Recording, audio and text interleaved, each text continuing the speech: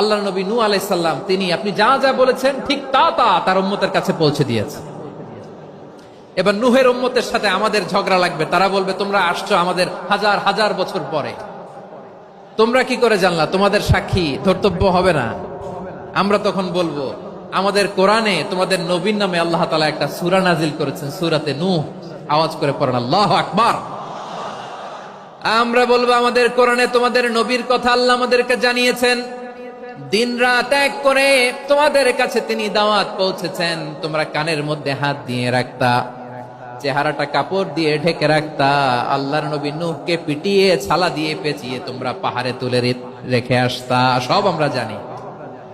আমরা যখন বলবো এই কথা, নূহের উম্মত চুপসে যাবে। তখন আমরা সত্য বলেছি কিনা এটা আল্লাহ তাআলা জানতে চাইবে বিশ্বনবীর কাছে। তখন বিশ্বনবী আমাদের পক্ষে সাক্ষী দিবেন।